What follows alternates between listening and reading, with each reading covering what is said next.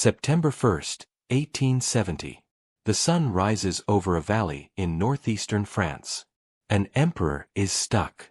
Napoleon III, nephew of the great Bonaparte, ruler of France for 20 years, sits on his horse in the town of Sedan, surrounded by 120,000 of his soldiers. They are trapped on 3 sides. Above them on the hills, over 400 Prussian guns are pointed down into the valley. When those guns start firing at sunrise, they will not stop until an empire falls. By the end of this day, Napoleon will give up his sword. Over 100,000 French soldiers will become prisoners. And the path of European history will change forever. This is the story of the Franco-Prussian War.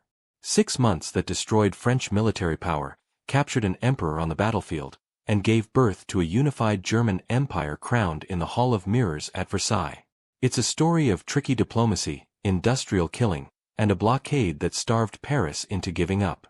And it set the stage for 2 world wars that would eat up the next century. Before we begin, if you believe stories like this matter, if you want history told with depth and honesty, please take a second to like this video and drop a comment. It helps us reach more people who care about understanding the past, not just reading it. Let's go back to where it all started. To understand how an emperor ended up trapped in a valley with nowhere to run, you need to understand the France he ruled. In 1870, France looked like the most powerful nation in Europe. Paris was the cultural capital of the world, home to grand shows, beautiful buildings, and a glittering social scene that set the standard for style and grace across the continent. The French army had a reputation built over centuries.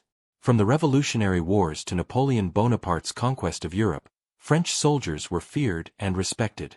The tricolor flag flew over territories in Africa, Asia, and the Pacific. France seemed untouchable, but looks lied. Napoleon III, born Charles Louis Napoleon Bonaparte, had come to power in 1848, riding a wave of love for his uncle's glory. He was elected president, then staged a takeover in 1851 and crowned himself emperor.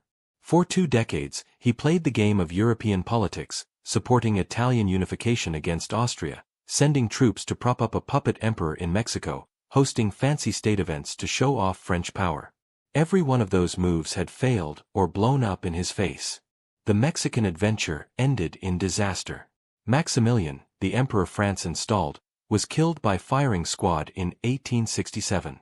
French troops ran away in shame. The action had drained the treasury and killed thousands for nothing. At home, political groups tore at each other. Republicans wanted to get rid of the empire entirely. Monarchists wanted a Bourbon restoration. And even loyal Bonapartists were losing faith. Napoleon III's support depended on one thing: winning battles. By 1870, he could barely deliver himself. The emperor was 62 years old and dying slowly. Bladder stones caused him constant terrible pain. He couldn't sit comfortably. He couldn't ride for long. He relied on pain medicine just to get through the day, and they left him foggy and slow. His face, once lively and expressive, had become a wax mask of tiredness. Helpers noticed he walked carefully, as if every step hurt, but he was Bonaparte. That name came with expectations. His uncle had ruled Europe, crushed coalitions, crowned himself in Notre Dame, and made kings shake. Napoleon III couldn't escape that shadow. To be a Bonaparte meant winning wars. It meant making Europe bend to French will. It meant never showing weakness. The problem was that France wasn't ready for the war his name demanded. The French military looked impressive on parade. Officers wore magnificent uniforms and carried proud family names, sons and grandsons of men who'd fought at Austerlitz and Jena. The soldiers were considered among the finest in Europe, toughened by campaigns in the Crimea, Italy, Algeria, and Mexico. France had the Chassepot rifle, a breech-loading weapon better in range and rate of fire than anything the Prussians carried. But supplies were a disaster. The French army hadn't fought a major European war since the Crimea in the 1850s, and the lessons from that campaign had been ignored or forgotten. Equipment was scattered across storage areas with no central list. Mobilization plans existed on paper, but had never been tested. When the call came to gather the Army of the Rhine, the system fell apart immediately. Units couldn't find their artillery. Artillery arrived without shells. Cavalry had no horses. Supply wagons didn't show up. Maps were outdated or wrong. One general would later say his army lacked everything except courage. That courage, it turned out, wasn't nearly enough. While France drifted on momentum and imperial nostalgia across the Rhine, a very different kind of leader was at work. Otto von Bismarck was not a soldier. He was a junker, a Prussian landowner who'd entered politics and discovered he had a genius for it. He was tall, heavyset, with a booming voice and a mind like a chess player's. Bismarck understood something basic. Wars were not about glory or honor. They were tools. You used them when diplomacy couldn't get you what you needed. And what Bismarck needed was a unified Germany under Prussian control. He'd been working toward that goal for a decade with surgical precision. In 1864, he maneuvered Prussia and Austria into a joint war against Denmark over the duchies of Schleswig and Holstein. Prussia won and gained territory. More importantly, it tested the reformed Prussian military and found it worked beautifully. In 1866, Bismarck turned on Austria itself. The war lasted 7 weeks. The Prussian army, using railroads to move faster than anyone thought possible, equipped with breech-loading needle guns and directed by a professional general staff, smashed the Austrian forces at Königgrätz. Austria was kicked out of German affairs. The northern German states fell into Prussia's orbit, bound together in the North German Confederation under Prussian leadership. But the south remained independent. Bavaria, Baden, Württemberg and Hesse-Darmstadt were proud, Catholic and deeply suspicious of Protestant Prussian rule. They had signed military alliances with Prussia, but they resisted political unification. They saw themselves as Germans, yes, but not Prussians. Bismarck knew he couldn't force them. He needed something else. He needed an outside threat. He needed the southern states to fight alongside Prussia against a common enemy so powerful and dangerous that unification would seem not like giving in but survival. He needed France. More specifically, he needed France to start a war that looked like French aggression.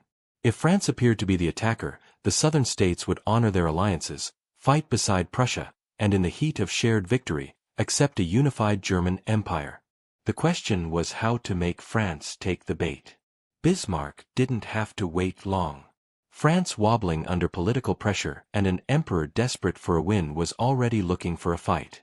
All Bismarck had to do was give them an excuse that looked just insulting enough to demand a response. By the summer of 1870, the pieces were in place. France had a hollow military, a sick emperor, and a political system that needed glory to survive. Prussia had a professional army, a brilliant general staff, a network of rail lines ready to move hundreds of thousands of troops, and a leader who knew exactly how to trick his enemies into destroying themselves. All it would take was one spark. And in July, that spark came in the form of a telegram from a spa town called EMS.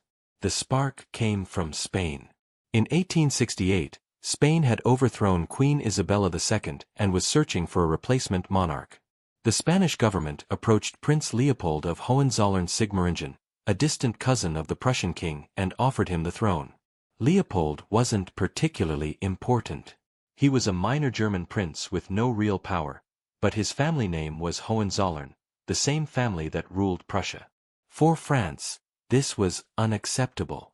If a Hohenzollern sat on the throne in Madrid and another ruled in Berlin, France would be surrounded on 2 fronts. It brought back memories of the 16th century when Habsburg emperors had surrounded France from Spain and Austria at the same time. That encirclement had ruled French foreign policy for generations. Now it threatened to return. When news of Leopold's candidacy reached Paris in early July 1870, the reaction was immediate and angry. The French government, led by Foreign Minister, Duke of Gramont, sent sharp diplomatic protest to Prussia. Gramont stood before the French legislature and publicly declared that France would never tolerate a Hohenzollern on the Spanish throne. It was a direct challenge spoken openly in front of the world. Bismarck, watching from Berlin, knew he had to be careful. If Prussia appeared too aggressive, the southern German states might hesitate to support a war. He needed France to look like the bully, so he did nothing. King Wilhelm I of Prussia, who was vacationing at the spa town of Ems, also wanted no part of the crisis. He hadn't pushed Leopold to accept the Spanish throne. That had been Bismarck's quiet maneuvering behind the scenes, and Wilhelm didn't want a war over it. When the French protests grew louder, he privately advised Leopold to withdraw. On July 12, 1870, Leopold withdrew his candidacy. The crisis was over. France had won. Gramont could claim a diplomatic victory. The Spanish throne would go to someone else, and Europe could return to business as usual. But Gramont wasn't satisfied with victory. He wanted humiliation. Driven by pressure from Napoleon III, the Empress Eugenie's government, and his own arrogance, Gramont sent new instructions to the French ambassador in Prussia, Count Benedetti. France didn't just want Leopold to withdraw. It wanted a guarantee in writing that no Hohenzollern prince would ever accept the Spanish throne. Not now, not in the future, not under any circumstances. It was a demand designed to make Prussia publicly grovel. On the morning of July 13, 1870, Benedetti approached King Wilhelm during his daily walk through the gardens at Ems.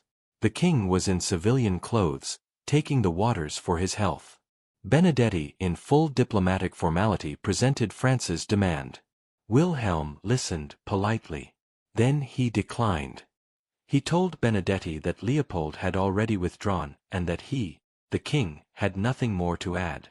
He would not give a permanent guarantee. The matter was closed. The conversation was polite. No insults, no raised voices.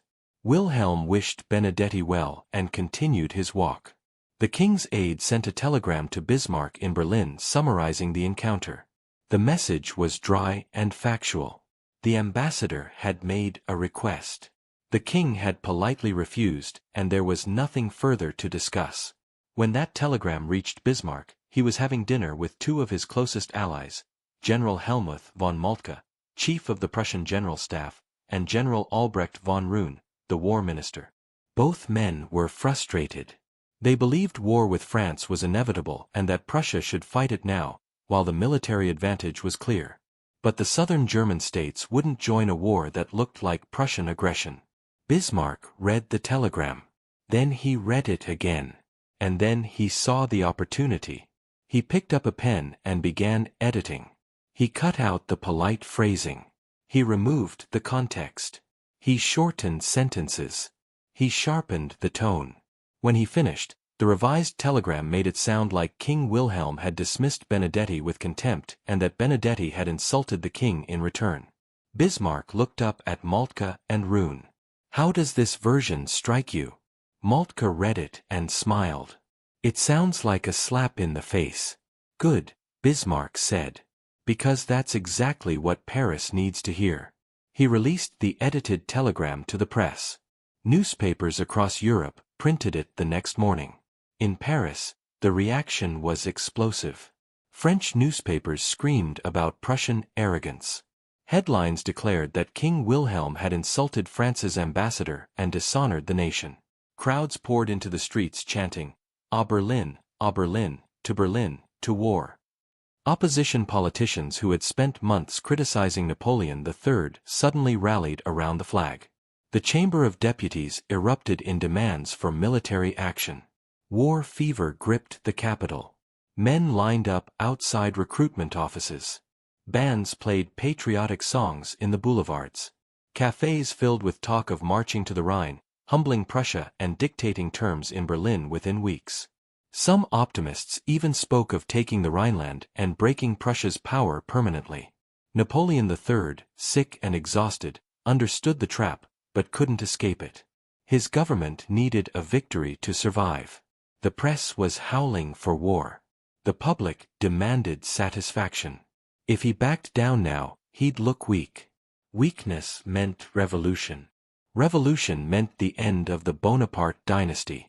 On July 15, the French cabinet voted for war. On July 19, 1870, France formally declared war on Prussia. Bismarck had exactly what he needed. France had declared war first.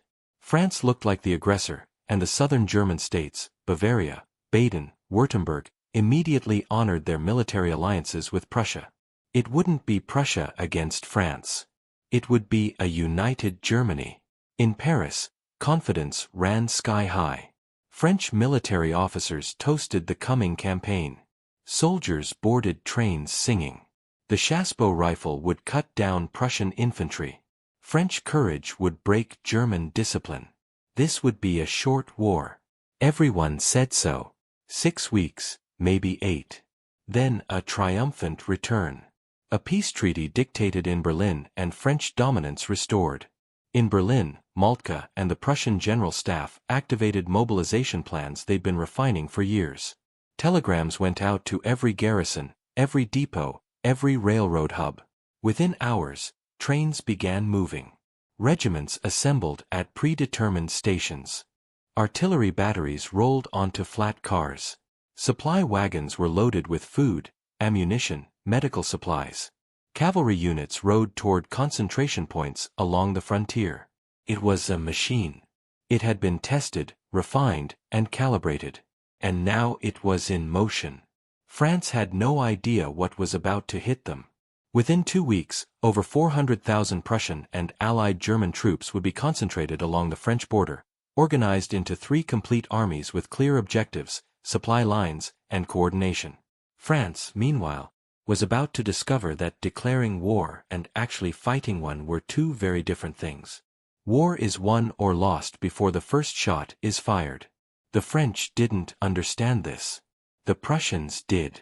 Within hours of France's declaration of war, the Prussian General Staff began executing a mobilization plan that had been years in the making. Helmuth von Moltke, 69 years old, quiet, methodical, had spent the better part of a decade preparing for this exact war. His staff had mapped every rail line in Germany. They knew the capacity of every station, the grade of every hill, the location of every siding. They had calculated how many trains it would take to move a division, how long each journey would require, and where units would assemble once they arrived. They had rehearsed this, tested it, refined it. Now they executed it. On July 20th, the first trains began rolling west. By July 21st, entire regiments were on the move. Infantry battalions boarded cars in Berlin, Leipzig, Munich, and Stuttgart. Artillery batteries rolled their guns onto flat cars. Cavalry units rode to marshalling yards. Supply wagons were loaded with ammunition, hardtack, medical supplies, fodder for horses. Field kitchens were packed. Engineer companies assembled bridging equipment. Every unit had written orders specifying exactly where to go, which train to board, and when to arrive. Officers carried timetables synchronized down to the hour. Station masters knew which trains had priority. Telegraph operators relayed updates as units moved. The Prussian rail network became a conveyor belt, feeding men and material toward the French frontier. 3 armies took shape with machine-like efficiency. The First Army under General Karl von Steinmetz assembled along the Saar River, 60,000 men. The Second Army under Prince Friedrich Karl formed further south near the Palatinate, 134,000 men. The Third Army under Crown Prince Friedrich Wilhelm concentrated in Baden and Bavaria with 130,000 men. Supporting them were tens of thousands of additional troops from the southern German states. Bavarians, Württembergers, Saxons, all moving according to the same centralized plan. By early August, over 400,000 German troops stood ready on the French border, organized into corps, divisions, and brigades with clear chains of command. They had artillery support, supply lines stretching back to depots in Germany, medical services, and cavalry screens to gather intelligence. Moltke's plan was simple. Advance into France on 3 axes, force the French to concentrate their scattered forces, then crush them with superior numbers and coordination.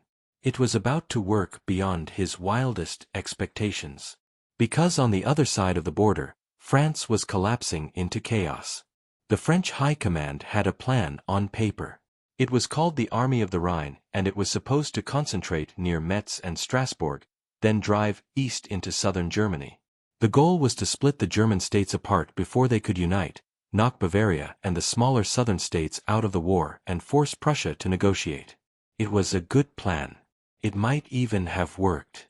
But it required an army that could actually mobilize. France didn't have one. The French military had no centralized staff system like Prussia's.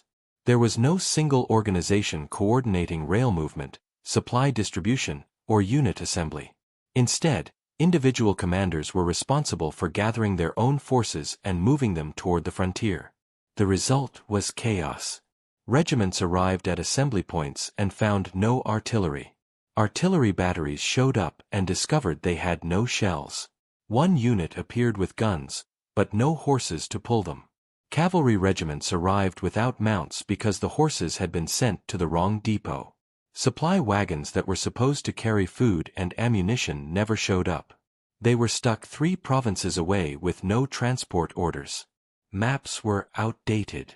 Some showed roads that no longer existed. Others misidentified key towns. Officer rosters were wrong.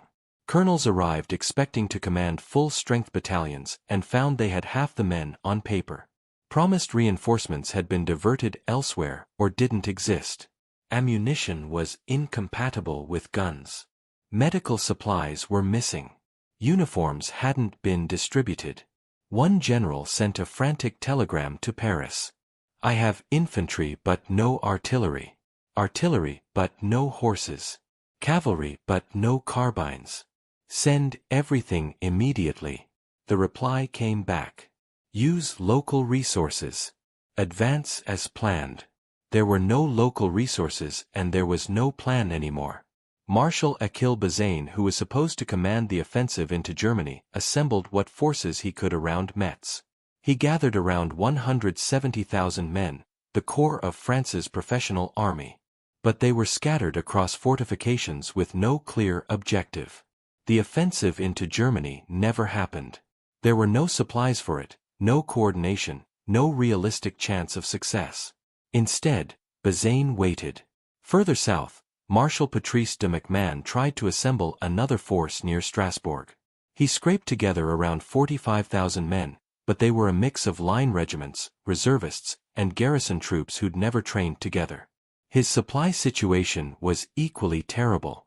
Emperor Napoleon III, arriving at the frontier in late July, found not an army ready to march on Berlin, but a disorganized collection of units strung out along the border with no coherent plan and no way to feed themselves for more than a few days.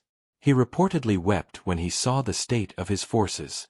The German armies, meanwhile, didn't wait. On August 2, advanced Prussian cavalry patrols crossed into Alsace. They encountered scattered French outposts and drove them back. On August 3, the first clashes occurred near the border as German reconnaissance forces probed French positions. The French army, what existed of it, tried to respond, but communication between units was spotty. Commanders didn't know where neighboring forces were positioned. Orders took hours or days to reach their destinations. Telegraph lines were few and unreliable. The Germans, by contrast, had telegraph units attached to every corps headquarters. Moltke received updates from his 3 armies twice a day. He could coordinate movements, shift reserves, and respond to developments in near real time. It wasn't a fair fight. It was a professional military fighting a 19th-century improvisation. And the improvisation was about to meet industrial firepower. On August 4, 1870, the German Third Army, over 40,000 men strong, descended on the small French garrison town of Wissembourg in northern Alsace. The French had 5,000 soldiers there under General Abel Douay. They were dug in around the town holding defensive positions along a ridgeline. Douay expected skirmishes, maybe a probing attack. He didn't expect what came next. At dawn, German artillery opened fire from the surrounding hills. Shells rained down on the French positions with accuracy that shocked the defenders. Buildings exploded. Stone walls collapsed. Men scrambled for cover. But the bombardment didn't stop. It intensified.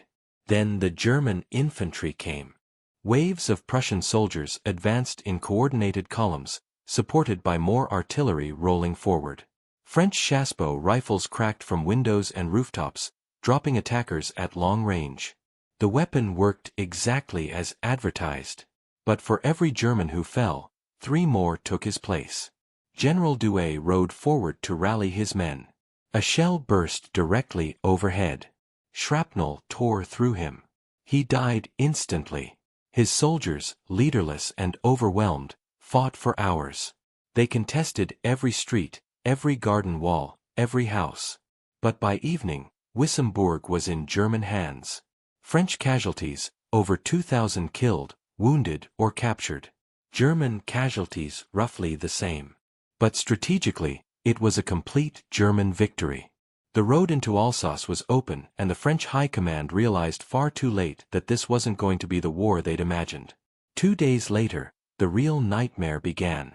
August 6, 1870, the village of Froschwiller, Alsace. Marshal Patrice de MacMahon had positioned his army on high ground overlooking the village. It was a strong defensive position. Stone walls, hedgerows, slopes that would force any attacker to advance uphill under fire. He commanded roughly 45,000 men, and they were dug in well. MacMahon knew the Germans were coming. Scouts had reported Prussian columns moving west. He intended to hold this position long enough to delay their advance, buy time for reinforcements, then withdraw in good order. He expected a fight. He didn't expect what the Crown Prince brought with him. Friedrich Wilhelm, commanding the German Third Army, had over 120,000 men converging on Froschwiller from 3 directions. More importantly, he had something the French didn't. Mass Krupp artillery. The battle opened just after dawn. German batteries unlimbered on ridges 2 kilometers away, far beyond the range of French guns. Then they opened fire. The sound was unlike anything most French soldiers had ever heard. Not the crack of muskets or the pop of small field guns, but deep rolling thunder. Shells weighing 30 pounds arced through the morning air and slammed into French positions with devastating precision. Buildings disintegrated. Stone walls exploded into shrapnel. Men crouched behind cover and were buried when that cover collapsed on top of them. Ammunition wagons detonated in fireballs that sent debris hundreds of meters in every direction. French artillery tried to return fire, but their guns couldn't reach the German positions.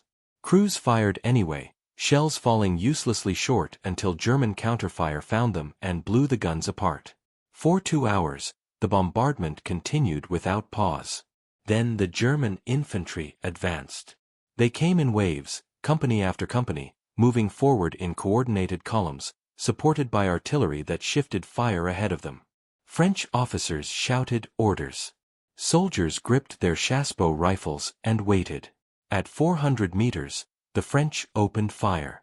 The chassepot was everything it was supposed to be. Accurate, fast-loading, lethal at range. French volleys tore into the advancing German lines. Men dropped by the dozen. Entire ranks collapsed. Officers fell. Color-bearers went down and the flags fell with them. The Germans pulled back, regrouped, and came again. This time they brought more artillery forward. Batteries rolled to within a kilometer and began firing directly into French defensive positions. Shells landed among the infantry, scattering bodies, shredding formations. Under that covering fire, German infantry surged forward again. The fighting became brutal and close. Prussian soldiers reached the stone walls and fought hand-to-hand with French defenders. Bayonets, rifle butts, knives. Men grappled in the dirt. Villages changed hands twice, 3 times. Smoke filled the streets so thick that soldiers couldn't see 10 meters ahead. MacMahon, watching his center begin to buckle, made a desperate decision. He ordered the cavalry to charge. French cuirassiers, heavy cavalry in steel breastplates and plumed helmets, formed up behind the lines. These were elite troops, descendants of the men who charged at Austerlitz and Waterloo. Their armor gleamed, their horses stamped and snorted. Sabers were drawn. The trumpet sounded and they rode. Hundreds of horsemen thundered across open ground toward the German lines. It was magnificent. It was also suicide. German infantry entrenched behind walls and in buildings leveled their rifles and fired in coordinated volleys. Horses screamed and went down, legs shattered. Riders were thrown from saddles and crushed beneath falling mounts. Men who reached the German positions were shot point blank or bayonet as they tried to jump the walls. The charge lasted less than 10 minutes. When it broke, the field was littered with dead and dying horses, their riders trapped beneath them or staggering back on foot. The cuirassiers had achieved nothing except their own destruction. By early afternoon, MacMahon's position was collapsing. German forces had turned both flanks. The center was under overwhelming artillery fire. Reserves were exhausted. Ammunition was running low. At 3 p.m., MacMahon gave the order to retreat. What began as an organized withdrawal turned into a rout within the hour. Soldiers streamed westward, abandoning rifles, packs, anything that slowed them down. Roads became clogged with wagons, artillery limbers, and walking wounded. German cavalry pursued, cutting down stragglers and capturing entire companies that couldn't keep pace. Villages along the retreat routes were left burning. Civilians fled alongside the soldiers. Refugees, men, women, children mixed with the retreating army, creating chaos that made any attempt at regrouping impossible. By nightfall, MacMahon's army had ceased to exist as a fighting force. French casualties at Worth, over 11,000 killed and wounded, another 9,000 captured, an entire division destroyed in a single day. German casualties were also heavy, over 10,000 total, but they held the field. More importantly, they'd shattered one of France's two main armies and opened the road deeper into Alsace. And that same day, 100 kilometers to the north, another disaster struck. At Spicheren, near the city of Saarbrücken, Prussian forces attacked a French defensive position on high ground. The French were again well positioned behind stone walls and fortifications. Again they fought hard, and again German numbers and artillery wore them down. By evening the French withdrew. Another defeat, another retreat. In 3 days on August 4th, Worth and Spicheren on August 6th, France had lost 3 battles and 2 entire provinces. Alsace-Lorraine gone. The road to Metz and the French heartland lay open. The news reached Paris on August 7th. The reaction was immediate and catastrophic. The same crowds that had chanted Oberlin a week earlier now gathered outside government buildings demanding explanations.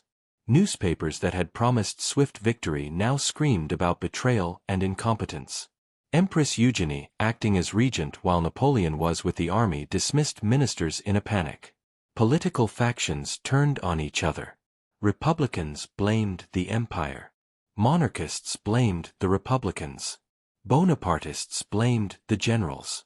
The truth was simpler and more terrible. France had gone to war unprepared. And now it was paying the price in blood. Marshal Bazaine, still at Metz with the largest French force, now faced a nightmare scenario. The Germans weren't just advancing, they were converging. Moltke's 3 armies were moving to encircle Bazaine before he could retreat westward or link up with what remained of MacMahon's shattered forces. Bazaine had one chance.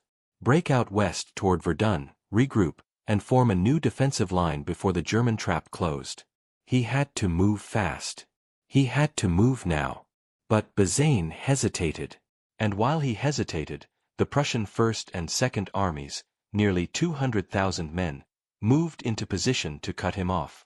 By mid-August, the jaws of Moltke's trap were closing, and the bloodiest battle of the war was about to begin. Bazaine had 170,000 men around Metz, the largest concentration of French military power left in the field. If he stayed put, the Germans would surround him and the war would be over. If he broke out west toward Verdun, he could regroup, link up with MacMahon's survivors, and form a new defensive line. The choice was obvious. On August 14th, Bazaine finally gave the order to move. His army would march west along the roads toward Verdun, taking everything they could carry: wagons, artillery, supplies, and abandon Metz to the Germans. It was 2 days too late. Moltke had already anticipated the move. The Prussian First Army under Steinmetz was pushing from the east, pressuring Metz directly. The Second Army under Prince Friedrich Karl was sweeping north and west in a wide arc, racing to cut off Bazaine's escape route before the French could get clear. It became a race, and the French were losing. On August 16, Bazaine's columns stretched for kilometers along the roads heading west. Infantry marched in long lines. Artillery batteries rolled slowly over dirt roads, churned into mud by thousands of boots. Supply wagons creaked under the weight of ammunition and provisions. It was an army on the move, but it was slow, cumbersome, vulnerable. Near the village of Mars-la-Tour, the road passed through open farmland.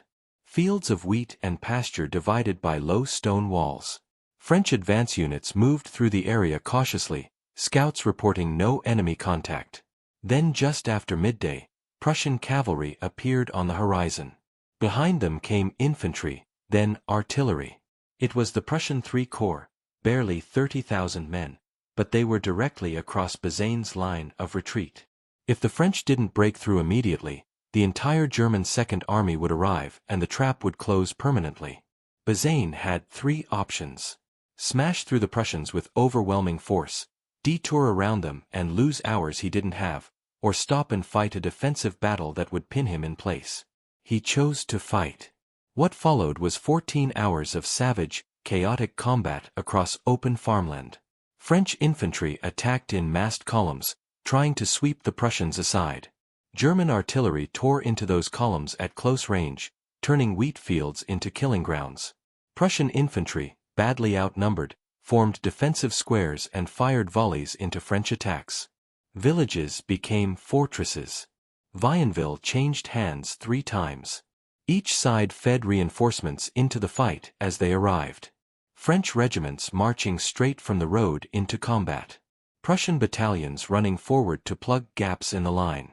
By mid-afternoon, the battle had devolved into a brutal stalemate. Neither side could break the other. The French couldn't punch through. The Prussians couldn't hold much longer.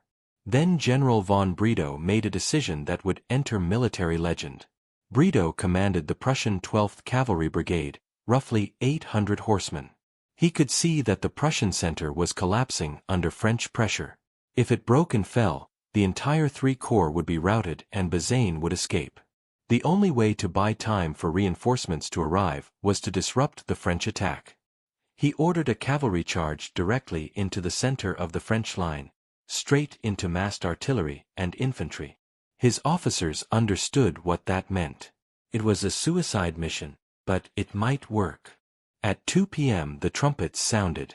800 cavalry, cuirassiers, and lancers formed up and began to trot forward. Then canter, then full gallop. They rode across a kilometer of open ground directly toward French gun positions. French artillery crews saw them coming and loaded canister, anti-personnel rounds filled with metal balls that turned cannons into giant shotguns. The first volley shredded the front ranks. Horses went down in heaps. Men were blown from saddles. The charge didn't slow. French infantry formed squares and fired disciplined volleys. More riders fell. Survivors spurred their mounts faster, leaning low, sabers drawn. They hit the French gun line like a hammer.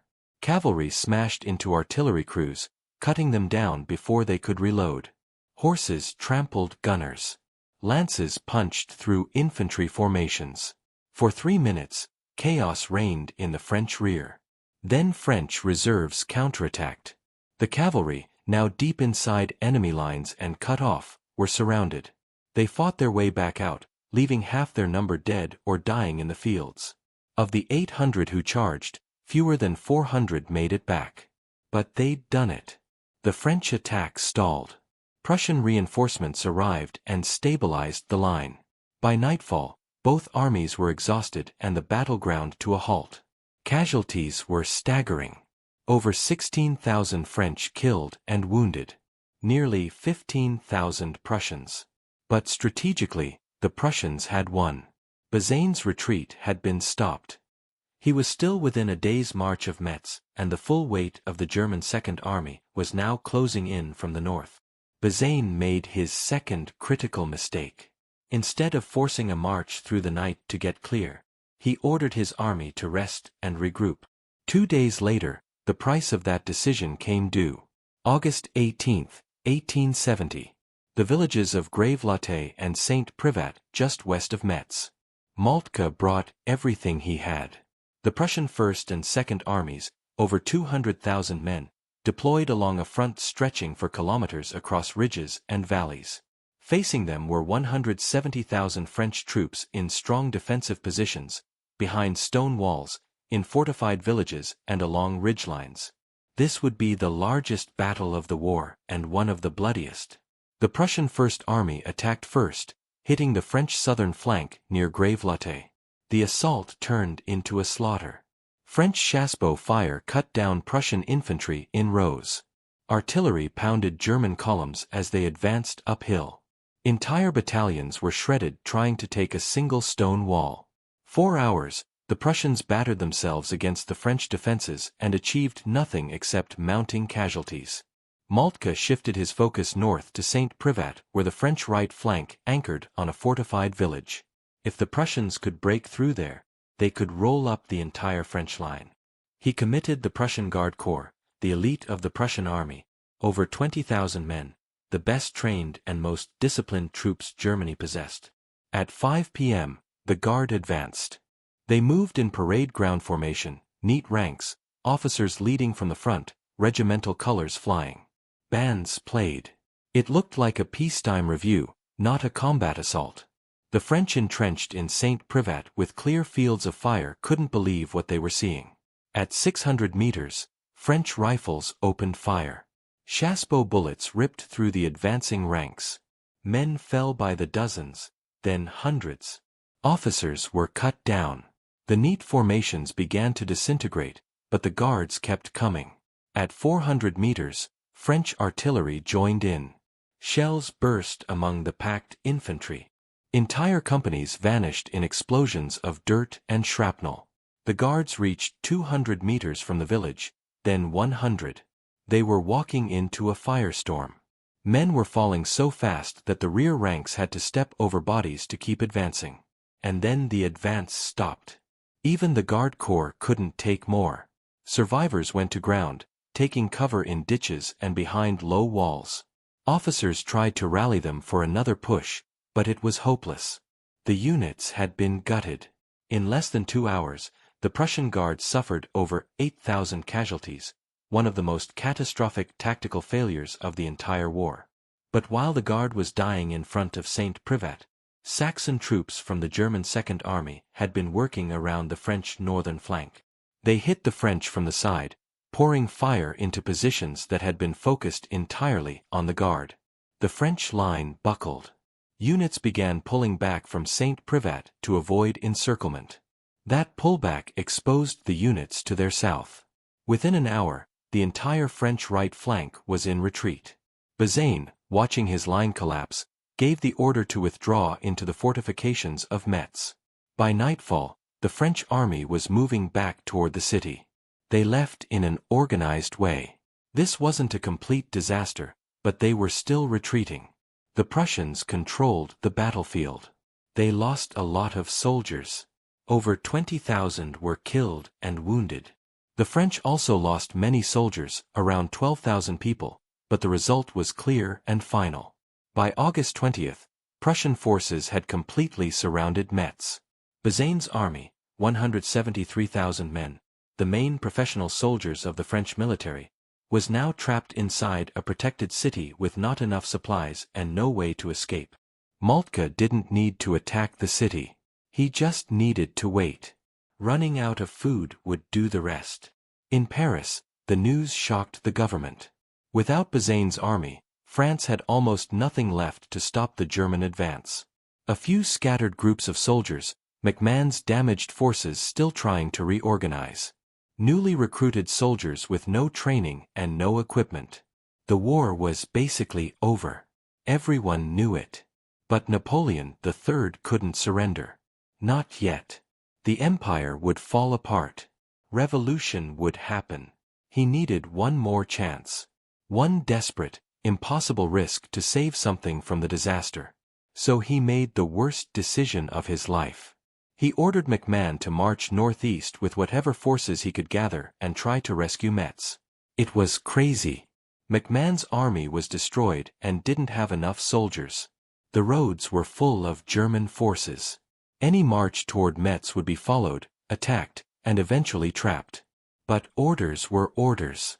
On August 23, McMahon began moving northeast with roughly 120,000 men, a mix of discouraged survivors from Worth, untrained new soldiers, and depot troops pulled from guard posts.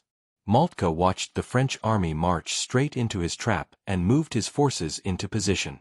The German Third Army would follow McMahon from the south. A new force, the Army of the Meuse under the Crown Prince of Saxony, would block him from the north. The trap was closing again, and this time there would be no escape. McMahon knew the mission was insane. He commanded 120,000 men, but calling them an army was being generous. A third were survivors from Worth, exhausted, discouraged, their units destroyed. Another third were fresh new soldiers who had been in uniform for less than a month and had never fired a rifle in combat. The rest were depot troops, garrison soldiers, even sailors pulled from coastal forts and given rifles. Supplies were limited, ammunition was low, morale didn't exist, and McMahon was supposed to march this force 150 kilometers northeast, fight his way through German lines, and rescue Bazaine at Metz. He protested the order. He sent messages to Paris explaining that the plan was suicide. The reply came back from the government. March. The empire depends on it. So on August 23, the army of Chalons began moving northeast. The march was a nightmare from the start. Rain turned roads into rivers of mud. Wagons got stuck. Artillery pieces sank into the ground and had to be pulled free by exhausted men. Units lost contact with each other in the confusion. Soldiers marched for hours without food because supply wagons couldn't keep up. Worse, the Germans were watching. Prussian cavalry followed the French columns from a distance, tracking every movement. Moltke received regular updates on McMahon's position, direction, and speed. The German Third Army moved to follow the French from the south. The Army of the Meuse moved to block them from the north. McMahon was being herded. By late August, he realized the trap. German forces were on both sides and more were moving ahead to cut off any approach to Metz. If he continued northeast, he'd be surrounded and destroyed. If he turned back toward Paris, the empire would fall and he'd be blamed for being a coward. On August 30th, McMahon made a decision. He would swing north toward the Belgian border, march along the frontier where the Germans couldn't easily surround him, then turn east and try to slip past the German forces into Metz. It was still a long shot, but it was better than walking straight into destruction. He changed course and headed north, but the Germans had already expected the move. Crown Prince Albert of Saxony, commanding the Army of the Meuse, moved his forces to block the northern route. Crown Prince Friedrich Wilhelm brought the Third Army up from the south. The two German forces were coming together at a single point, a small fortress town in a loop of the Meuse River right on the Belgian border. Sedan. McMahon didn't choose Sedan. He was pushed there. On August 31st, French advance units reached the town and found it mostly empty. Just a small guard force and some local militia. The town sat in a natural bowl surrounded on three sides by wooded hills and ridges. The Meuse River curved around it to the north, and the Belgian border lay just a few kilometers beyond. McMahon's officers urged him to keep moving, cross into Belgium if necessary, anything but stop here. But the army was exhausted. Men were collapsing on the roads. Horses were dying from too much work. Units were scattered across kilometers of countryside. McMahon ordered a halt. The army would rest in and around Sedan, reorganize overnight, then continue the march at dawn. That night, German forces moved into position. Over 200,000 troops closed in on Sedan from three directions: east, south, and west. Under cover of darkness, artillery batteries were pulled up onto the surrounding ridges. Crews set up over 400 guns in a ring around the valley, aiming them down on the town and the fields below. Engineers strung telegraph wire between command posts so that Moltke could coordinate the entire operation in real time. Cavalry units positioned themselves to cut off any escape routes. Infantry divisions dug in along the high ground. By midnight, the trap was set. Inside Sedan, French soldiers tried to rest. Most couldn't. They could hear movement in the hills, horses, wagons, the distant sound of metal on metal. Scouts reported campfires on the ridges. Officers knew what was coming, but didn't know how to stop it. Napoleon III was with the army. He joined MacMahon weeks earlier, desperate to be seen with his troops, to share their danger, to save some piece of honor from the disaster. Now he was trapped with them. The emperor spent the night in a house near the fortress. He couldn't sleep. Bladder pain hurt him badly. Aides brought him pain medicine, but it barely helped. He sat in a chair, staring at maps that no longer mattered, listening to the sounds of an army that had run out of options. He'd wanted to die in battle, a glorious death worthy of the Bonaparte name, something that history would remember with respect, maybe even admiration. Instead, he was about to be caged like an animal and paraded as a trophy. At 4 a.m., French guards on the eastern edge of Sedan reported movement on the ridges, shadows shifting in the pre-dawn darkness, the metallic sound of gun carriages being positioned. Officers woke their men. Soldiers grabbed rifles and stumbled into formation, sleepy and confused. Cavalry units saddled horses. Artillery crews prepared their guns, though they had no idea where to aim. The sky began to lighten. A cold mist hung over the valley. At 5 a.m., the sun broke over the hills to the east, and the German guns opened fire. The first shells landed in the French camps east of Sedan before most men were fully awake. Explosions ripped through tents and camps. Men were killed in their sleeping bags. Horses tied to wagons were torn apart, screaming and thrashing in their harnesses. Ammunition wagons exploded in chain reactions, sending fire and metal pieces across entire companies. Within minutes, over 400 German guns were firing in coordinated rounds. The bombardment wasn't random. Prussian artillery officers had scouted the valley the night before and marked targets.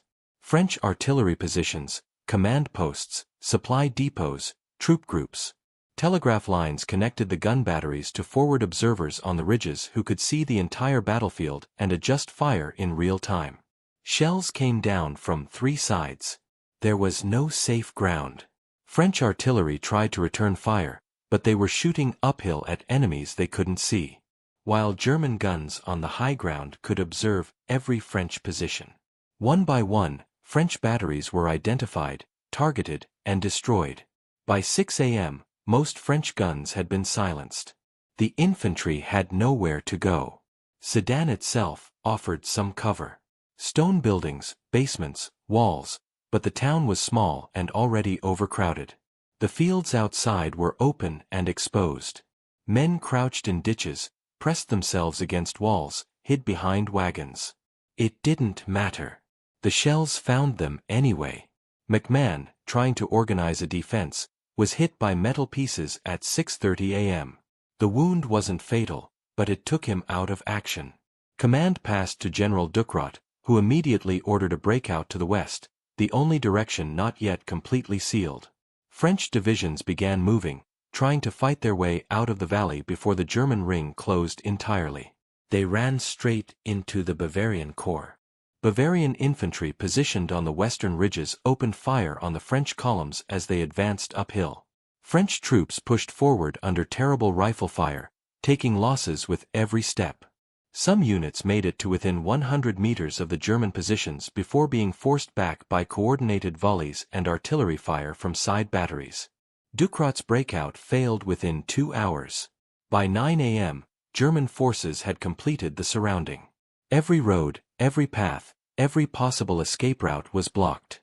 The Meuse River cut off retreat to the north. The bridges were under German artillery fire. The Belgian border was close, just a few kilometers away. But German cavalry patrolled the approaches. Any French unit that tried to cross into Belgium would be cut down before it reached neutral territory. MacMahon's replacement, General Wimpfen, took command and refused to accept the situation. He ordered another breakout attempt, this time to the northeast, aimed at the village of Flowing. If French forces could capture Flowing and the high ground beyond it, they might punch a hole through the German lines large enough to escape toward Metz, or at least avoid complete destruction. General Marguerite commanded the cavalry division assigned to lead the attack.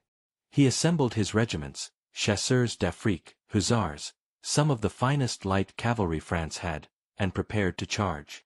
At 11 a.m., Marguerite led his men forward. A Prussian bullet struck him in the face before the charge was 100 meters old. He fell from his saddle, blood pouring from the wound. His second-in-command, General Galifet, took over without stopping. "As far as you can, gentlemen. As far as you can." 800 horsemen pushed their horses into a gallop. They rode across open ground toward German infantry dug in at Flowing and the woods beyond. Rifle fire met them at 300 meters. Disciplined, measured volleys from soldiers in prepared positions. Horses collapsed mid-stride. Riders were thrown forward and crushed. The survivors pressed on. At 100 meters, the fire got worse. German infantry formed into dense firing lines and fired everything they had. The front ranks of the French cavalry fell apart. Men and horses went down in tangled heaps. A few, maybe 50, reached the German positions. They crashed into infantry squares, sabers swinging, trying to break through. They were swarmed, pulled from their horses, stabbed with bayonets, shot at close range. Galifet, somehow still alive, rallied the survivors and pulled back. He regrouped and charged again and again.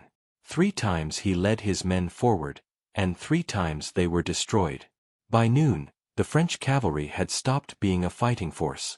The breakout at Flowing had failed. There would be no escape. Inside Sedan, the situation was beyond desperate. Shells fell continuously. The town was burning in a dozen places. Streets were full of wounded men. Thousands of them lying on cobblestones in doorways in courtyards. The medical services had collapsed. There weren't enough doctors, enough bandages, enough pain medicine. Men lay screaming or silent, waiting for help that wouldn't come. Civilians huddled in basements. Families crowded together in basements while the world above them exploded. Some buildings took direct hits and collapsed, burying everyone inside. Napoleon III came out of his quarters and got on his horse. He wore a simple general's uniform with no decorations. His face was pale, his movements slow and stiff. Aides tried to convince him to stay inside, but he refused. If his soldiers were dying, he would be seen among them. He rode through the burning streets of Sedan, shells bursting around him. Soldiers saw their emperor and didn't know whether to cheer or cry. Some saluted, others just stared. A few shouted for him to surrender and end the killing. Napoleon had come to Sedan hoping to die. A bullet, a shell, something clean and final that would end the shame and give him a death worthy of his name. But the shells kept missing. He rode for over an hour through the chaos, untouched, while men died around him. It became clear that death would not come for him. Not today.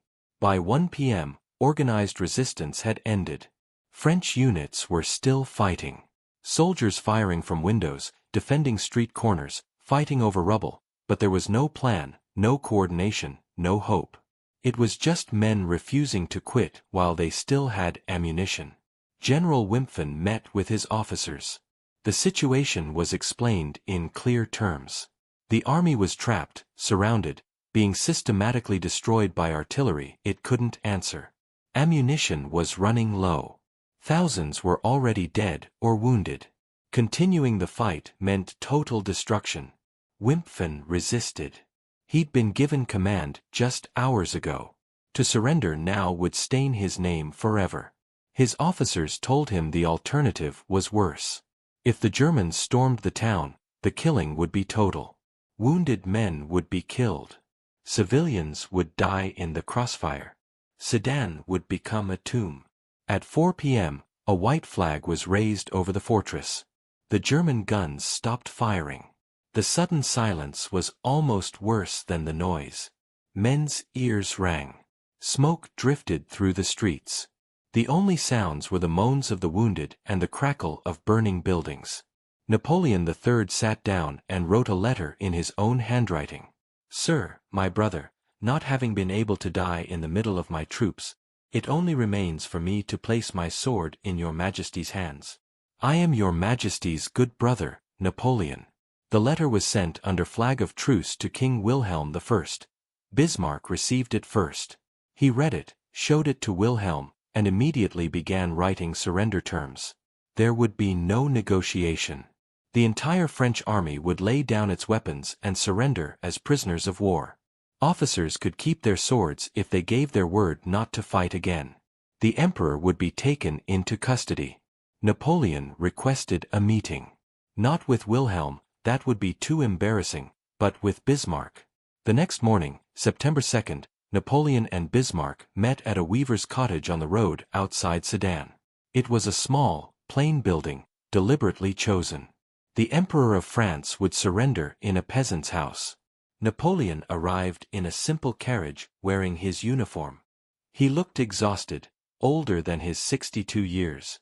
Bismarck, in his white cuirassier uniform with the Iron Cross at his throat, greeted him with cold formal courtesy. They spoke briefly. Napoleon asked for easier terms. Bismarck refused. The surrender would be total. Napoleon asked if he could at least keep some dignity. Bismarck said the dignity of France ended when it declared war. The meeting lasted less than an hour. Over the next 2 days, 104,000 French soldiers laid down their weapons. They stacked rifles in huge piles, unbuckled cartridge belts, formed into columns under German guard, and began the long march to prisoner of war camps in Germany. Many cried openly, others walked in stunned silence. Some shouted curses at their officers, blaming them for the disaster. Napoleon III was taken to comfortable but guarded quarters at the Château de Bellevue, then transferred to Germany and held at the Palace of Wilhelmshohe near Kassel. He would remain there a prisoner and former emperor while France tore itself apart because the war wasn't over. On September 4th, news of Sedan reached Paris and the city exploded. The telegram reached Paris at 11 a.m. on September 4th, 1870. Emperor captured, army surrendered. Over 100,000 prisoners. For a moment, the city seemed to freeze. Then it erupted. Crowds poured into the streets. Thousands gathered at the Place de la Concorde, the Tuileries Palace, the Legislative Assembly. They weren't celebrating. They were enraged. Down with the regime. Down with the regime. Overthrow. Overthrow. The Second Empire had promised glory and delivered disaster. In 6 weeks, France had lost every major battle, surrendered 2 armies, and watched its emperor taken prisoner like a common soldier. The Bonaparte dynasty, built on military victory, had been destroyed by military shame. By early afternoon, the Legislative Assembly was surrounded. Crowds pushed past guards and filled the galleries. Deputies tried to maintain order, but it was useless. The session fell apart into chaos. At 3 p.m., a group of Republican deputies walked out of the assembly and marched to the Hôtel de Ville, the historic seat of Parisian revolutionary government. Crowds followed, chanting for a republic. From the balcony of the Hôtel de Ville, Deputy Léon Gambetta proclaimed the end of the Second Empire and the establishment of a government of national defense. The empire was abolished. France was once again a republic. The crowd roared approval. General Louis-Jules Trochu was named military governor of Paris. Gambetta became Minister of the Interior. Other moderate Republicans filled the cabinet. They made immediate promises. France would continue the war. The nation would fight on. Not for Napoleon, not for the empire, but for the Republic, for France itself, for survival. We will not give up an inch of our territory or a stone of our fortresses. It was stirring words. It meant absolutely nothing. The professional French army had been destroyed. Bazaine's 173,000 men were still trapped at Metz with no way out and running out of supplies. MacMahon's force had surrendered at Sedan. What remained was scattered guard posts, untrained new soldiers, and militia units with more enthusiasm than ammunition. The government of national defense had no army, no plan, and no realistic chance of victory. But surrender was politically impossible. If the new Republican government asked for peace immediately, it would be seen as weak, traitorous, part of the empire's failures. The government would collapse before it even began. So they committed to fighting a war they'd already lost. Gambetta, energetic and fiercely patriotic, took charge of organizing resistance in the provinces. On October 7, he escaped the surrounding of Paris in a hot air balloon, drifting over German lines in a wicker basket, landing in the countryside, and immediately beginning the work of raising new armies. New soldiers were called up by the tens of thousands. Depots were emptied. Factories were ordered to produce rifles, ammunition, uniforms. Volunteers signed up by the thousands, driven by patriotism or desperation, or both. These provincial forces, ragged, poorly trained, often led by officers with no combat experience, would launch attacks on German supply lines, win minor battles, even briefly recapture the city of Orleans. They fought with courage and determination, but they couldn't break through to Paris, and they couldn't stop what was coming. At Metz, Bazaine's situation had become impossible. The city was under full siege. Prussian forces surrounded it completely, cutting off all supply routes. Food ran low. Horses were killed for meat. Soldiers went on half rations, then quarter rations. Disease spread in the overcrowded conditions. Bazaine made no serious attempt to break out. He negotiated from time to time with the Germans, holding out hope for some kind of political settlement. His officers grew frustrated, then angry. Soldiers began to whisper about treason. On October 27, 1870, Bazaine surrendered. 173,000 French soldiers, the largest complete force France had left, laid down their weapons and marched into captivity. The surrender was done under terms that many considered suspiciously generous to Bazaine personally. Accusations of treason followed him for the rest of his life. He would eventually be court-martialed, convicted, and imprisoned. But the damage was done. France had now lost both of its main field armies. Moltke was free to move his forces, and there was only one target left that mattered: Paris. By mid-September, German armies had begun closing in on the French capital. The city's outer defenses, a ring of walls and separate forts built in the 1840s, had been quickly strengthened. Trenches were dug. Artillery was positioned. Supplies were stockpiled. Over 400,000 men were gathered to defend the city, but most were National Guard, militia with minimal training, armed with outdated rifles, led by elected officers who had no military experience. They were enthusiastic, patriotic, and completely unprepared for what they were about to face. The city's population grew to nearly 2 million as refugees flooded in from the surrounding countryside. Livestock were driven through the gates, cattle, sheep, pigs, to add to food supplies. Warehouses were filled with flour, salted meat, and preserved goods. The government of national defense promised to hold the city at all costs. Paris would never surrender. The people would starve before they gave in. That promise would be tested sooner than anyone expected. On September 19, 1870, the German armies completed their surrounding. Paris was cut off from the outside world. No supplies would enter. No reinforcements would arrive, no communication except by balloon or carrier pigeon. 2 million people were sealed inside a city with limited resources, facing an enemy that didn't need to attack. Moltke positioned his forces in a loose circle around the city and ordered them to wait. German artillery bombarded the outer forts from time to time, testing the defenses. French sorties, desperate attempts to break through the German lines, were launched and pushed back with regularity. But the Germans didn't storm the walls. They didn't need to. Time was on their side. Inside Paris, the mood was defiant at first. Posters went up declaring that the city would never give in. Newspapers printed stories of past French victories, calling up the spirit of the revolution, calling on citizens to resist as their grandfathers had resisted the tyrants of Europe. But as September turned to October, reality began to set in. Food prices rose. Bread was rationed. Meat became scarce. The livestock that had been driven into the city was killed. And within weeks, the supply was gone. By November, Parisians were eating horsemeat, then dogs, then cats, then rats. The winter of 1870–71 was cold and fuel ran out. Trees in the parks were cut down for firewood. People burned furniture, books, anything that would keep them warm. And the Germans just waited. The siege tightened. The city starved. And the clock ran down toward a conclusion that everyone could see coming, but no one wanted to admit. Paris was dying. And when it fell, the war would be over. October became November.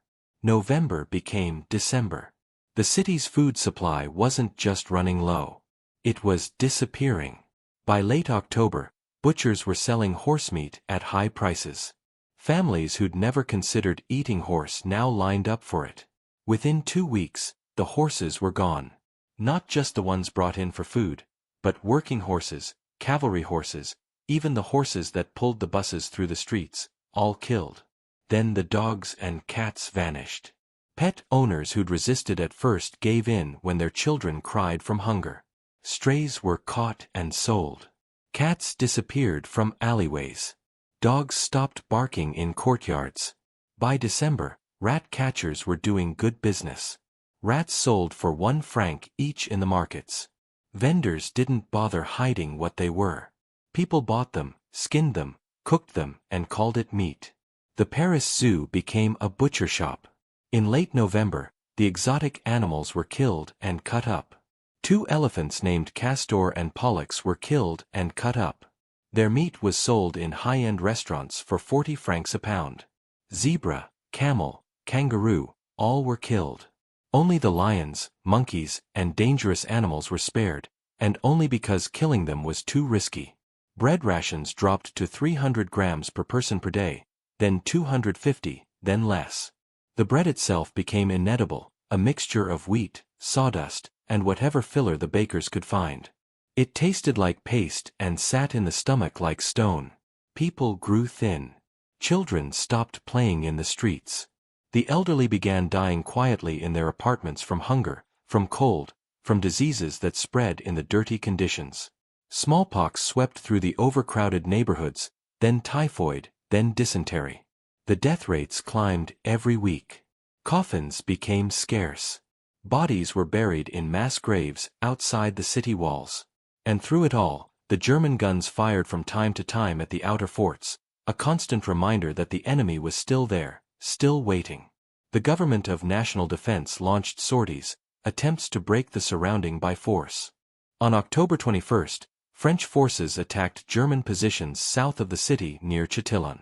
Thousands of National Guard troops advanced under covering fire from the forts. They fought for hours, took heavy losses, and achieved nothing. The Germans held their positions. The French pulled back. On November 30th, another massive sortie was launched to the east. Over 80,000 men attacked German lines in freezing weather. The assault was chaotic. Units lost contact with each other. Artillery support failed to happen. The National Guard fought bravely, but lacked the training and discipline to keep up an organized attack against dug-in professional soldiers. By nightfall, the French had suffered over 12,000 losses. The German lines hadn't moved. On December 21st, a third attempt was made to the west. It failed just as completely. Every sortie ended the same way.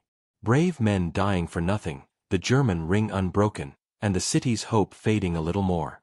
Communication with the outside world was limited to balloons and pigeons. Starting in September, the French launched hot air balloons over the German lines. 66 balloons were sent up over the course of the siege, carrying mail, passengers, and orders to the provincial forces. Some made it, others drifted into German hands or were lost in the countryside. Leon Gambetta had escaped by balloon in October. From his base in Tours, he worked frantically to raise provincial armies and coordinate relief efforts. He sent messengers, gave orders, tried to organize attacks on German supply lines. But the provincial armies couldn't break through. They won small battles. They recaptured Orleans briefly in early November, only to lose it again days later. They harassed German groups, disrupted railways, and tied down some German units. But they couldn't reach Paris, and the Germans knew it. Moltke kept just enough forces in place to contain the provincial threats while maintaining the siege. Inside Paris, political tensions boiled over. The radical groups, socialists, revolutionaries, hardline Republicans demanded that the government arm the people fully and launch a mass uprising. They accused Trochu and the moderates of defeatism, of planning to surrender, of betraying the Republic. On October 31st, radicals briefly seized the Hôtel de Ville and attempted a coup. It failed, but it revealed how fragile the government's authority had become. Trochu, increasingly isolated and exhausted, privately believed the situation was hopeless. But publicly he continued to promise victory, continued to order sorties, continued to insist that relief was coming. No relief was coming. By early January 1871, Paris was on the edge of collapse. The bread ration had fallen below 200 grams. Fuel was almost gone. People huddled in unheated apartments wrapped in every piece of clothing they owned. The death toll from starvation and disease exceeded 3,000 per week. Morale had shattered. Soldiers left their posts. National Guard units refused orders. Crowds gathered in the streets not to protest, but simply because there was nothing else to do. The government knew it couldn't hold out much longer, days, maybe 2 weeks at most. And then the Germans made their final move. On January 5, 1871, Prussian artillery began shelling Paris itself. Not the forts, not the defensive positions, the city. Long-range siege guns were brought forward and positioned on the heights south of Paris. These were massive weapons, firing shells weighing over 250 pounds, capable of reaching deep into the city. The bombardment began at night. Shells fell on residential neighborhoods in the southern areas. Buildings collapsed. Families were killed in their homes. One shell hit a hospital, killing patients in their beds. Another destroyed a school. The bombardment wasn't designed to conquer Paris. It was designed to break it. For 3 weeks, shells fell randomly on the city. There was no pattern, no warning. A street could be safe one moment and destroyed the next. People stopped going outside. Those who had to move through the streets did so at a run, terrified. The psychological effect was devastating. This wasn't soldiers dying on a battlefield. This was civilians, women, children, the elderly being killed in their neighborhoods for no reason other than to make the city surrender. By mid-January, bread riots broke out. Crowds attacked bakeries demanding food that didn't exist. Troops were called in to restore order, but the troops were starving, too. On January 22, radicals launched another uprising, this time targeting the Hôtel de Ville with armed mobs. Government forces fired on the crowd. Dozens were killed. The uprising collapsed, but it proved that the city was destroying itself. Trochu met with his cabinet on January 26. The military situation was explained in clear terms. The army had no ability for further offensive action. The National Guard was discouraged and unreliable. Food supplies would be used up within days. Disease was widespread. Civilian deaths were climbing. Continued resistance meant mass starvation and the possible destruction of the city. Trochu asked for options. There were none.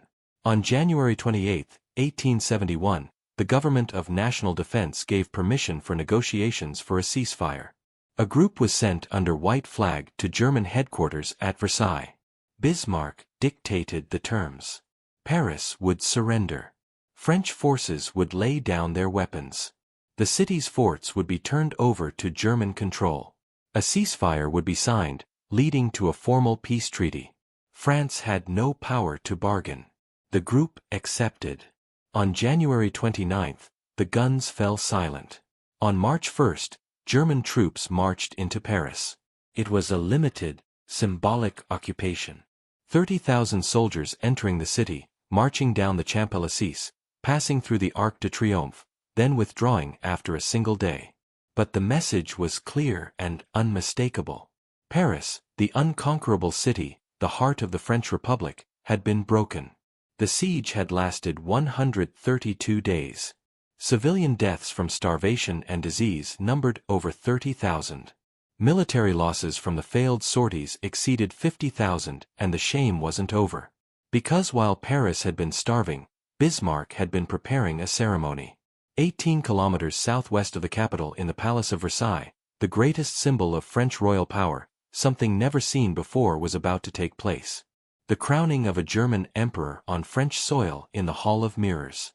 Versailles had not been a royal residence since the Revolution. For nearly 80 years, the palace had stood mostly empty, a monument to a dead monarchy, opened occasionally for state functions, but no longer the beating heart of French power. Its halls were silent. Its gardens were maintained, but rarely walked. In September 1870, when German armies surrounded Paris, Prussian High Command established headquarters 18 kilometers southwest at Versailles. It was a practical choice, close enough to coordinate the siege, far enough to avoid French artillery, with enough space to house staff, officers, and support units. But it was also a symbolic choice. Versailles had been built by Louis XIV, the Sun King, as the ultimate expression of French dominance in Europe. Every room, every statue, every gilded surface declared that France was the center of the world and all other nations orbited around it. Now it was filled with Prussian boots and German voices. Bismarck saw the opportunity immediately. The war had accomplished exactly what he designed it to do.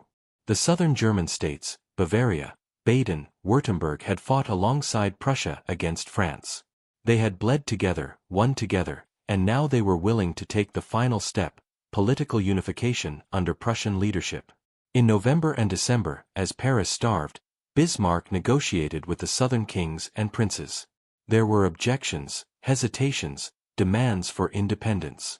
Bismarck promised compromises, offered titles, made deals. By early January, the agreements were in place. A unified German empire would be declared, and King Wilhelm of Prussia would become its emperor. The ceremony could have been held in Berlin, in Frankfurt, in any number of German cities. But Bismarck wanted it here at Versailles, in the Hall of Mirrors.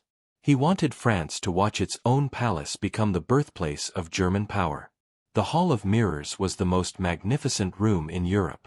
It stretched 73 meters long, lined on one side with 17 arched windows overlooking the gardens and on the other with 17 corresponding mirrors that reflected the light and made the space seem infinite.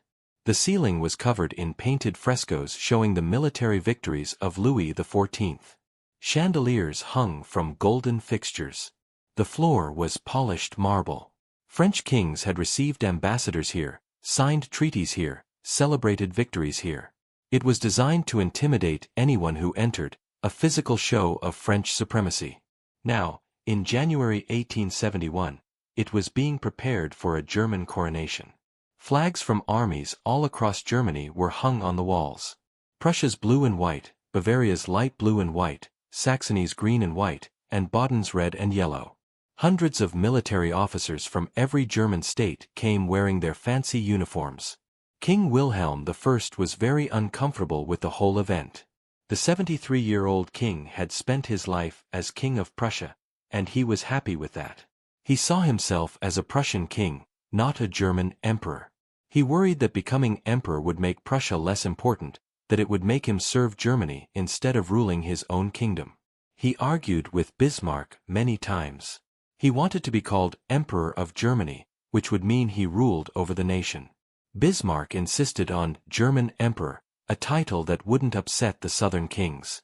They argued until just days before the ceremony. In the end, Wilhelm gave up. Bismarck always won. January 18, 1871. 1 p.m. The Hall of Mirrors filled with officers. Over 600 men in dress uniforms stood in rows along both sides of the hall. Generals, colonels, staff officers, representatives from every group, every division that had fought in the war. The room buzzed with voices, the sound of rustling fabric, the clinking of swords and medals. At the far end of the hall, a temporary stage had been built. Wilhelm stood there with his son, Crown Prince Friedrich Wilhelm on one side, and his son-in-law, Grand Duke Friedrich of Baden on the other. Behind them stood the commanders, Moltke, Roon, and the other leaders of victory. Bismarck, in his white cavalry uniform with the Iron Cross at his throat, stepped forward. The room became silent. He held a document in his hand, the announcement of the German Empire. He read in a clear, strong voice. The announcement declared that the German Empire was being restored. It had been dissolved since 1806 when Napoleon Bonaparte had destroyed the Holy Roman Empire. It named Wilhelm I as Kaiser, Emperor. It explained the structure of the new country, the roles of the princes, the unity of the German people. It was dry, boring language, but everyone in the room understood what it meant. Germany, divided for hundreds of years into dozens of competing states, was now united, and it had been created through war against France. When Bismarck finished reading, Grand Duke Friedrich of Baden raised his hand. "Long live His Imperial and Royal Majesty, Emperor Wilhelm." The hall erupted. Swords were drawn and raised. Helmets were lifted into the air. Officers shouted together, "Hoch, hoch, hoch! Long live!" The sound echoed through the hall, through the palace, out into the cold January air. Wilhelm stood stiffly, his face showing little emotion. He nodded slightly, accepting the cheers, but those close to him could see he wasn't pleased. He would later complain privately that the title felt like a demotion, that he'd become emperor on the saddest day of his life. But it was done. The German Empire had been born. Not in a German city, not on German soil, but in the heart of France's most important royal palace. It was a calculated insult, and everyone knew it. The ceremony lasted less than an hour. Afterward, officers walked out into the gardens where champagne and food had been prepared. Toasts were made, bands played. The mood was celebratory but calm. Professional soldiers marking a job completed, not a crowd celebrating conquest. Bismarck stood apart, smoking a cigar, watching the scene with satisfaction. He'd spent 10 years working toward this moment. He'd tricked France into declaring war, unified the German states through shared victory, and crowned a German emperor in the palace of Louis XIV. It was a masterpiece of political theater, but he also understood what he'd created, a permanent enemy. France would never forgive this. The loss of Alsace-Lorraine, the capture of Napoleon III, the siege of Paris, those were military defeats. They hurt, but nations recovered from military defeats. This was different. This was humiliation embedded in stone and ceremony. This was a wound that would fester. 48 years later, Bismarck's prediction would come true. French and German soldiers would kill each other by the millions in trenches stretching from Switzerland to the sea. And when that war ended, France would demand its revenge in this very room. But in January 1871, that future was unimaginable. For now, Germany had won. France had lost, and the map of Europe had been redrawn. All that remained was the treaty. On May 10, 1871, the Treaty of Frankfurt was signed. France gave Alsace and most of Lorraine to Germany. Over 5,000 square miles of territory, including the cities of Strasbourg and Metz. The population of these provinces, over 1.5 million people, became German subjects overnight. Most considered themselves French. They had no say in the matter. France was also required to pay 5 billion francs, an enormous sum, roughly equal to 20% of France's yearly national income. The payment would be made in installments over 3 years. Until the debt was paid in full, German troops would occupy parts of northeastern France. The treaty was signed under protest. France had no choice. The alternative was starting the war again, and France had no army left to fight it. The war was over. France had lost 150,000 soldiers killed, along with tens of thousands of civilians. Disease, starvation, and exposure had claimed countless more. The professional military had been destroyed. 2 provinces were gone. The treasury was bankrupt. The nation was divided and bitter. Germany had emerged as the strongest power on the continent. It had the largest army in Europe, a unified government, and the industrial resources of Alsace-Lorraine added to its own. Bismarck would dominate European diplomacy for the next 2 decades. But the human cost of the victory was staggering on both sides, and the consequences of that victory would define the next 75 years. The war with Germany was over. The war within France was just beginning. By March 1871, Paris had been through hell. 4 months of siege, starvation, bombardment, and humiliation. The city had surrendered. German troops had marched through the Arc de Triomphe. The empire had fallen. A harsh peace treaty had been signed. And now the national government, controlled by conservative monarchists elected in February, was based at Versailles, not Paris. The Parisians saw this as a betrayal. They'd starved while the provinces had food. They'd fought while the government negotiated. They'd lost sons and fathers defending the Republic. And now men who'd opposed the Republic were running the country. Worse, the government made a series of terrible decisions. In early March, the National Assembly voted to end the delay on debts and rents. Thousands of Parisians who'd survived the siege on credit now faced immediate financial ruin. Small businesses collapsed overnight.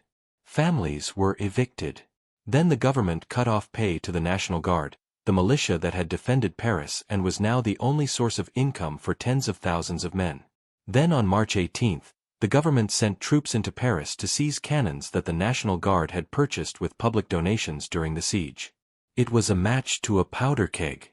National Guard units in the working-class neighborhoods of Montmartre and Belleville refused to surrender the guns. Crowds gathered. Government troops, exhausted and unwilling to fire on fellow Frenchmen, fraternized with the militia instead of fighting them. Two generals, Lecomte and Thomas, were seized by the crowd, dragged into a courtyard, and shot. By nightfall, the government had lost control of Paris. On March 28, 1871, the Paris Commune was proclaimed. It was a radical revolutionary government, socialist, anti-clerical, controlled by workers, intellectuals, and hardline Republicans.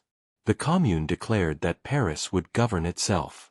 It rejected the authority of the national government. It vowed to continue the fight for a true republic. For 2 months, Paris became an experiment in revolutionary government. The Commune separated church and state, abolished night work in bakeries, established workers' cooperatives, declared that abandoned workshops could be taken over by employees. It was chaotic, idealistic, and completely unworkable in the long term. But it terrified the conservative government at Versailles and the European elites watching from abroad. This wasn't just political opposition. This was the Paris of 1789 and 1793 rising again. The ghost of the guillotine, the threat of mob rule, the revolution devouring itself. The government decided to crush it. In April, government forces under Marshal MacMahon, the same MacMahon defeated at Worth, began gathering outside Paris. Troops were brought back from German-occupied zones. Artillery was positioned. Plans were made for a full assault on the capital. The Commune prepared defenses. Barricades went up across the city, hundreds of them built from cobblestones, overturned wagons, sandbags, furniture. National Guard units took positions. Some women formed their own battalions. The Commune declared it would fight to the death. On May 21, government troops entered Paris through an undefended gate. What followed was a week of urban warfare, more brutal than anything the siege had produced. Government forces fought street by street, block by block, barricade by barricade. Artillery blasted holes in buildings. Infantry stormed through the rubble. Anyone caught with a weapon was shot on sight. Many who weren't armed were shot anyway, accused of being communards based on their appearance or neighborhood.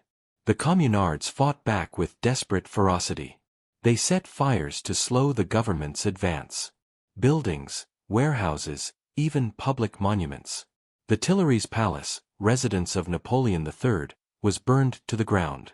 The Hôtel de Ville was torched. Flames consumed entire blocks. The communards also executed hostages, priests, police officers, political opponents.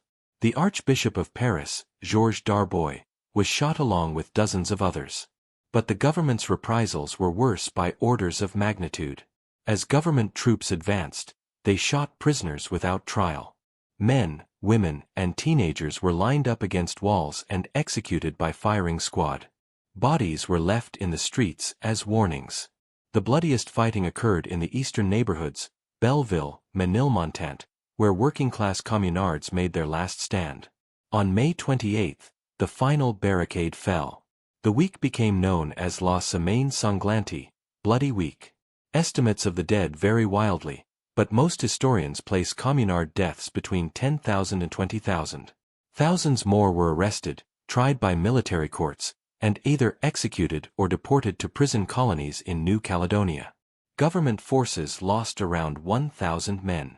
It wasn't a battle. It was a massacre. The Paris Commune traumatized France for a generation. Socialists and Republicans saw it as martyrdom, proof that the ruling class would murder workers rather than allow reform. Conservatives saw it as proof of their fears, proof that revolution led to chaos and bloodshed. The divide deepened.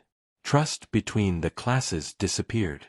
France, already humiliated by Germany, now added civil war to its list of wounds. And the numbers don't capture the individual tragedies.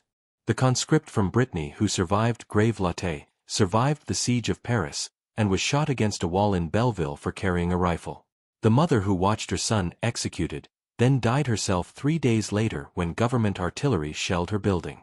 The German artillery officer who'd fired on Sedan and Worth, who went home to Prussia believing the war was over, unaware his grandson would die at Verdun in 1916 fighting the same enemy.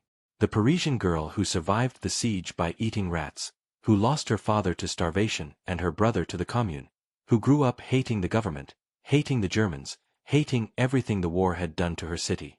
These are the costs that don't appear in treaties or textbooks. But the largest wound, the one that wouldn't heal, was Alsace-Lorraine. The 2 provinces Germany took weren't empty land. They were home to over 1.5 million people. Most spoke French or a French-German dialect. Most considered themselves French. Their cities, Strasbourg, Metz, were culturally and economically French. Overnight, they became German. Residents were given a choice: accept German citizenship or leave. Tens of thousands left, abandoning homes, businesses, and land rather than live under German rule. Those who stayed found themselves second-class citizens in their own homeland, governed by Germans, taught in German schools, drafted into the German army.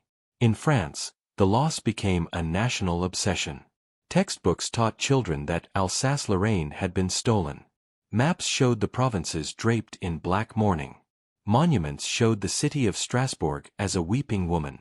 Politicians invoked the lost provinces in speeches. Revanche, revenge, became the rallying cry of French nationalism. For 44 years, the wound festered. And in August 1914, when war broke out again, the demand to reclaim Alsace-Lorraine was one of the driving forces behind France's commitment to total war. The Franco-Prussian War didn't just reshape the map of Europe. It set the stage for the catastrophes of the 20th century. Germany emerged as the dominant continental power, but surrounded by resentful neighbors. France to the west seeking revenge. Russia to the east wary of German strength. Britain across the Channel concerned about the balance of power. Bismarck, for all his brilliance, had created a system that depended on his personal management. When he was dismissed in 1890, the carefully balanced alliances began to unravel. France allied with Russia. Britain moved closer to France. Germany felt surrounded. Arms races began. Tensions grew. And in 1914, a spark in the Balkans, exactly as Bismarck had predicted, ignited the powder keg. The First World War killed 10 million soldiers and reshaped Europe again. And when it ended in 1918, the victorious Allies chose the location for the peace treaty with deliberate symbolism. The Treaty of Versailles, ending World War I, was signed on June 28, 1919 in the Hall of Mirrors, the same room where the German Empire had been proclaimed in 1871. French Prime Minister Georges Clemenceau insisted on it. He'd been a young journalist during the Franco-Prussian War. He'd witnessed the siege of Paris. He remembered the humiliation of 1871. And now, 48 years later, he watched German delegates forced to sign a treaty that stripped Germany of territory, imposed crushing reparations, and assigned sole blame for the war. It was France's revenge, served cold in the same hall where France had been humiliated. And it set the stage for the next war, because the Treaty of Versailles humiliated Germany just as the Treaty of Frankfurt had humiliated France. It created resentment, bitterness, and a desire for revenge that a young Austrian corporal named Adolf Hitler would exploit 20 years later. The Hall of Mirrors witnessed the proclamation of the German Empire in 1871. It witnessed Germany's humiliation in 1919, and the consequences of both ceremonies led to World War II, the Holocaust, and the near destruction of European civilization. Victory and defeat aren't end points. They're turns in a cycle. The young Prussian officer who cheered in the Hall of Mirrors in 1871 couldn't imagine that his grandson would starve in the ruins of Berlin in 1945. The French soldiers who survived the siege of Paris couldn't imagine their grandsons dying in trenches at Verdun and the Somme. History doesn't move in straight lines. It circles back. Humiliation breeds revenge. Revenge breeds humiliation, and the wheel keeps turning, grinding lives beneath it. If there's a lesson from 1870, it's this: wars don't end when the shooting stops. They echo through generations, shaping the future in ways the victors never expect and the defeated never forget. The Franco-Prussian War was 6 months of fighting, but its consequences lasted 75 years and cost tens of millions of lives. And it all started with an edited telegram and a sick emperor trapped in a valley with nowhere to run. September 1st, 1870. A French emperor surrenders his sword in a valley surrounded by German guns. January 18th, 1871. A German emperor is crowned in a French palace. 6 months, 2 moments, and the world changed. This wasn't just a war between France and Germany. It was the end of one era and the beginning of another. The old way of war, professional armies fighting limited campaigns for limited goals, was over. What replaced it was something new and terrifying: industrial warfare. Railroads moving hundreds of thousands of troops. Telegraph networks coordinating attacks across hundreds of kilometers. Mass conscription turning entire populations into soldiers. Artillery that could destroy cities from miles away. Prussia didn't just defeat France. It demonstrated that the future of war would be faster, larger, and more lethal than anything Europe had seen before. And Europe learned the wrong lessons. Germany learned that rapid mobilization and overwhelming force could crush enemies before they organized. France learned that defeat demanded revenge. Russia, Austria, and Britain watched and began preparing for the next war, building bigger armies, forging new alliances, stockpiling weapons. The arms race that led to 1914 started in 1871. But the deeper tragedy is how predictable it all was. Bismarck knew. In his later years, he warned that the German empire he'd created was surrounded by enemies and that one day a crisis, probably in the Balkans, would drag Europe into a war that would destroy everything. He died in 1898, 16 years before his prediction came true. The men who fought at Sedan and Grave-Latte believed they were securing peace through victory. Their grandsons died at Verdun, the Somme, and Passchendaele, fighting the same enemy in a war even more catastrophic. The men who celebrated in the Hall of Mirrors in 1871 believed they were building an empire that would last centuries. 74 years later, that empire lay in ruins, its cities bombed to rubble, its people starving, its territory occupied. Victory is not permanent. Defeat is not final. Both are just moments in a cycle that repeats because we refuse to learn. France humiliated Germany in the Napoleonic Wars. Germany humiliated France in 1871. France humiliated Germany in 1919. Germany tried to dominate Europe again in 1939, and millions died each time the wheel turned. The numbers are overwhelming. 150,000 French dead in 1870. 10 million dead in World War I. 60 million dead in World War II. But numbers don't convey the reality. The reality is a mother in Paris feeding her children rat meat and watching them grow thinner every day. The reality is a Prussian soldier at Sedan loading shells into a gun, hands blistered and bleeding, wondering if his brother survived the infantry assault. The reality is a French officer at Grave-Latte dying in a wheat field, his last thought not of glory or France, but of his daughter who won't remember his face.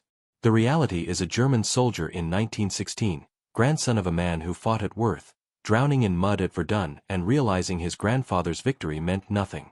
These are the costs that treaties don't mention and victory parades don't acknowledge. And here's the part that should terrify us: we haven't stopped. The tools have changed. We don't use breech-loading guns and cavalry charges anymore. Now it's drones and precision missiles and nuclear weapons. But the cycle remains the same. Nations still pursue dominance. Leaders still risk war for power and prestige. Humiliation still breeds revenge. Somewhere tonight, decisions are being made that will echo for generations. Alliances are being tested. Borders are being contested. Leaders are calculating whether they can win a conflict quickly, decisively, before it spirals out of control. They're making the same assumptions France made in July 1870. The Franco-Prussian War matters because it's not just history.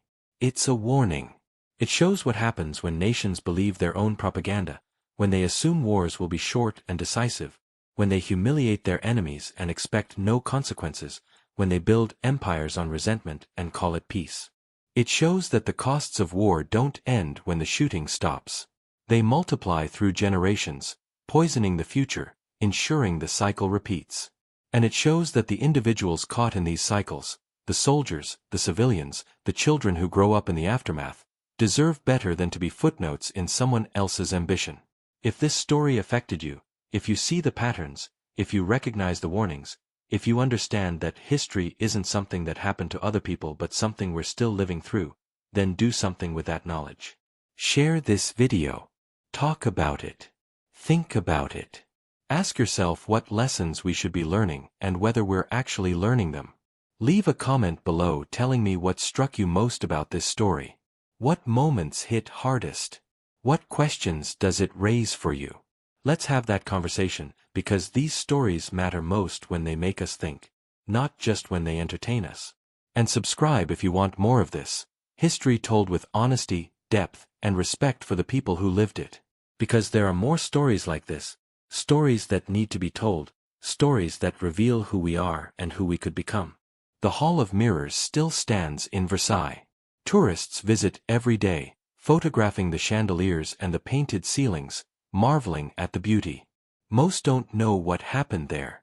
Most don't know that the room witnessed both the birth of the German Empire and its humiliation 48 years later. Most don't know that both events set the stage for wars that killed millions. But now you know. And maybe that knowledge, carried by enough people, shared widely enough, taken seriously enough, can break the cycle. Or maybe we'll just keep repeating it. That choice, like all choices in history, belongs to the living. The dead can only warn us. It's up to us whether we listen.